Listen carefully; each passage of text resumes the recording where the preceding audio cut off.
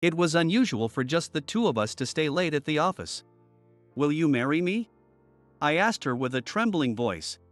She had long black hair, subtle yet cool makeup, and an elegant fashion sense that exuded a calm demeanor. She was 31, a year older than me, and my boss, the team leader, Anna. "What? Are you kidding? That's not funny at all," she said coldly, without a change in her expression. "Marriage?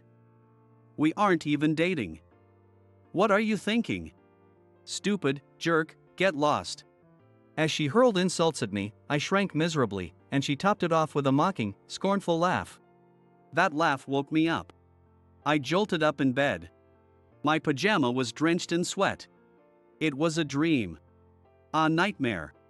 I wished she would have accepted me, at least in my dreams. Even though I'm like this. After changing out of my pajamas and getting ready, I left my room and went downstairs. The smell of pancakes wafted from the kitchen. Usually, I would see my dad reading the newspaper at the dining table, but he was nowhere to be seen. "Good morning. Where's Dad?" I asked my mom in the kitchen. "He's getting ready for something in the afternoon. Are you going with him?" "The two of you going out?" "Yeah, sort of." Since retiring from his company 2 years ago, Dad had been lounging around at home every day. My mom, a homemaker, stayed at home all day, and they seemed to be doing just fine together. I thought it was sweet that they were going out together, a sign of a good couple. As for me, I had been living with my parents since graduating from college and getting a job. I had considered moving out and living on my own once I became a working adult. However, being an only child, I thought they would be lonely if I left, and instead of paying rent, I could contribute financially. I figured I would eventually move out when I got married, so I decided to stay at home until then. But deep down, I knew it was just more convenient and comfortable for me to live at home. After eating the breakfast my mom prepared, I took the train to work. When I arrived at the building where my office was located and waited for the elevator, I sensed someone standing next to me. I looked to my side. The woman who brushed her long black hair aside was the team leader from my dream.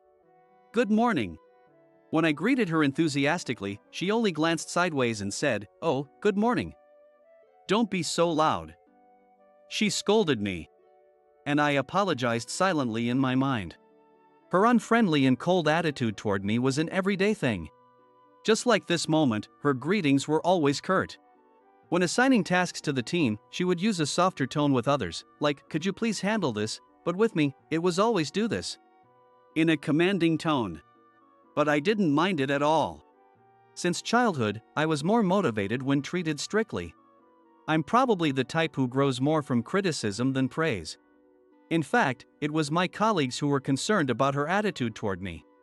They speculated if I had done something wrong in the past or if something had happened between us. However, I wasn't bothered by it, and she wasn't being unreasonable or harassing me, so it was never a big issue. I preferred to think that she knew I thrived under strictness. With these thoughts in mind, as the elevator reached our floor and she walked briskly ahead, I couldn't help but talk to her. "Everyone says your attitude is different towards me." At that, she stopped dead in her tracks. "What? What are you talking about?" She turned to me and asked. I mean, people say you're harsh or cold only to me, but I don't think that at all." Her face stiffened, and I panicked. Then, she looked away from me, facing forward again, and said, "I don't play favorites," before walking off quickly. Is that really the right place to use play favorites? However, she seemed to have been affected by it because her attitude toward me was different that day. "Michael, could you please handle this first?" Usually, it would be, "Do this urgently." The team also seemed puzzled, but I was a little out of sorts. I felt uneasy and restless. But that only lasted for the day. The next day, she was back to her usual self. After a rather unsettled day, when I returned home from work, I was met with a surprising situation. When I got home, instead of preparing dinner, my mom was having tea with my dad in the living room. They were chatting quietly and seemed in a very good mood. There was a box of beef roast dinner on the dining table. Apparently, they had bought it at a department store after eating out together in the afternoon. After waiting for me to finish my bath, the three of us sat down for dinner. "Come on, have a drink first." My dad, unusually cheerful, poured beer into my glass. "This beef is top-notch. my dad was in an exceptionally good mood. At the time, I thought it was because he had enjoyed going out with my mom, but I was completely wrong. After finishing the top-notch beef roast dinner, my dad said he had something to discuss and we sat facing each other on the sofa. "Hey, honey. Come here quickly." My dad beckoned my mom, who was making tea after dinner. She quickly sat down next to him. "I've made a decision today." "What decision?" "Your marriage. I've found a match for you." For a moment, I couldn't comprehend what he was saying. But both my dad and my mom, sitting next to him, were looking at me with satisfied expressions. This is what happened. About half a month ago, my parents were having lunch together in the living room. A TV program about arranged matchmaking was on. Arranged matchmaking involves parents meeting on behalf of their children to find marriage partners. My parents were intrigued by this show. "Honey, what about Michael? Doesn't he have anyone to marry?" "Well, I don't know. He comes home like a homing pigeon right after work. Even on his days off, nothing special." At 30, they suddenly worried about my future with no sign of a girlfriend. "Honey, let's do something for him." "What do you mean?" "Like the arranged matchmaking we just saw on TV." My dad immediately started the computer and searched for a matchmaking agency online. He quickly signed up and applied for an arranged matchmaking meeting. And on this day, they had met the match arranged by the agency and had come to an agreement. "You did all this without even asking me?" "It doesn't matter whether you were asked or not. We had to do something. Right, dear?" "That's right. Besides, the woman they found seems like a wonderful lady." I was grateful for my parents' concern for my future. I was grateful, but anyway, it's already decided. "And you enjoyed the top-notch beef roast we bought to celebrate, didn't you?" "If I'd known, I wouldn't have eaten that roast." "Or do you have a girlfriend you're dating? If you do, bring her over and introduce her to us." My parents pressed me relentlessly. For the first time in my life, I felt like strangling my parents. "Fine. I'll bring her." When I said that defiantly, my parents exchanged stunned glances. "Do you really have a girlfriend? How far have you gone with her?" "That's none of your business." I couldn't backtrack now and say it was a lie. "All right then, next weekend. Introduce her to us next weekend." My dad set a deadline, saying they needed to respond to the matchmaker. So, it was decided that I would introduce my girlfriend to my parents the next weekend.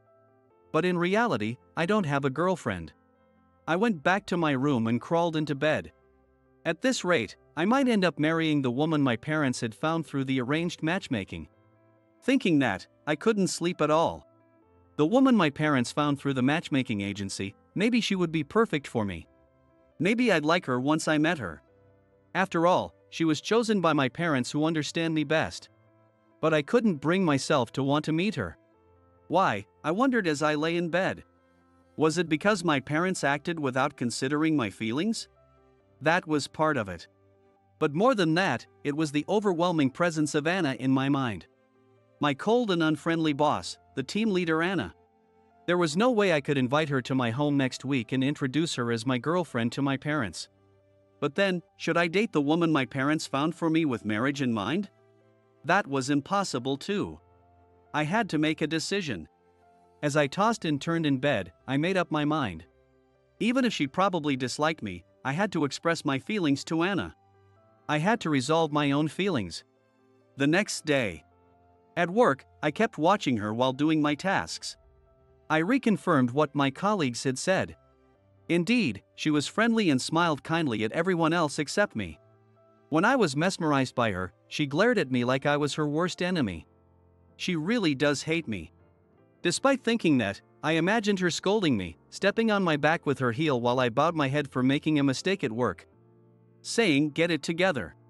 Being stepped on by her made me feel like I was on cloud 9.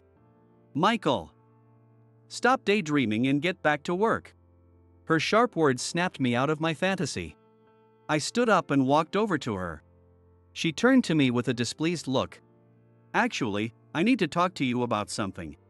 When I said that, she tilted her chin up, signaling me to continue. "It's just that, this isn't the best place. I glanced around at our nearby colleagues, hinting it was a private matter. She sighed in annoyance and checked her watch. All right, we're almost done here anyway. Finish up your work, she said, tilting her chin again to indicate I should get back to my seat.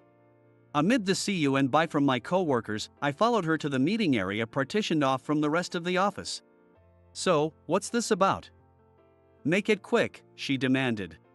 Yes. Well, my parents. They, went ahead and arranged a matchmaking meeting without telling me. She looked dumbfounded as I started to explain. I told her about the arranged matchmaking, how I had no prior notice, and how I ended up having to introduce a girlfriend to my parents the next weekend. So, why are you telling me this? Can you be my girlfriend? What? You want me to be your girlfriend? She stiffened her expression as she spoke. I thought I had angered her. It's not possible, right? I mean, you dislike me, Anna. It's not that I dislike you. Just stop with these tricks. I didn't understand what she meant by tricks. But despite my resolve, her straightforward rejection left me too shocked to think clearly. I'm sorry. Please forget what I said just now. With that, I slinked away. It's not that I dislike you. Just stop with these tricks. That night, I lost my appetite and retreated to my room. Lying on my bed, I replayed her words in my mind. Not dislike? She doesn't dislike me? Tricks? What does she mean by tricks? Then, it hit me, and I sat up abruptly. She must have misunderstood. I had explained that my parents arranged a matchmaking meeting and I had to introduce a girlfriend. And I had asked her to be that girlfriend.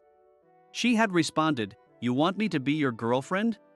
She thought I was asking her to be a fake girlfriend to avoid the matchmaking. That's why she mentioned tricks. I felt a glimmer of hope. At the same time, I was utterly exasperated with my own foolishness. I had completely skipped over the crucial part that I needed to tell her. The reason I wanted to reject the matchmaking was because of her, because I liked her. I had forgotten to say the most important thing and instead jumped straight to asking her to be my girlfriend, leading to the misunderstanding. I rushed out of my room and down the stairs to the living room where my parents were. About next weekend, I can't bring my girlfriend. My dad leaned forward and asked why, because the matchmaker was waiting for our response. Does she have something more important to do? My dad pressed, and I almost nodded. But then, Anna's words echoed in my mind, "Stop with these tricks. There's no girlfriend," I said honestly. My parents then insisted I proceed with the matchmaking. I refused. My parents insisted that I couldn't refuse. Even if I don't have a girlfriend, I do have someone I like. So, no matter what you say, it's just not possible. My dad, his face red with anger, started to rise, but my mom stopped him from the side. My mom shook her head at my dad. He sank back into the sofa, defeated.